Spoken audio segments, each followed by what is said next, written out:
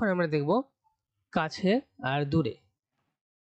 আমরা কোনটি কাছে আর কোনটি দূরে আমরা সেটা দেখব।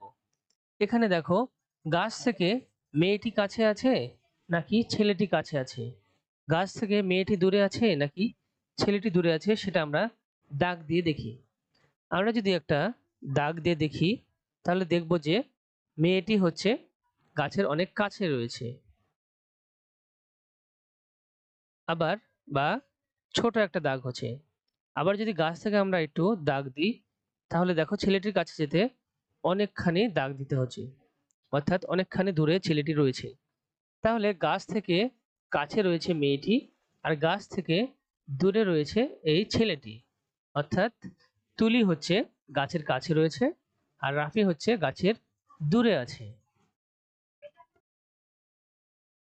এখানে আবার দেখি আমরা লাইট পোস্ট থেকে কোনটি কাছে সেটিতে আমরা টিক চিহ্ন দেব, আর যেটি দূরে রয়েছে সেটিতে আমরা গোল চিহ্ন দিব।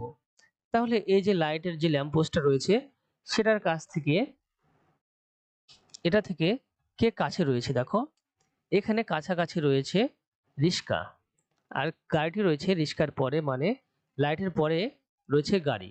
তাহলে রিস্কাতে আমরা দেব টিক চিহ্ন, আর এই গাড়িতে আমরা এভাবে গোল দাগ দিয়ে দেব।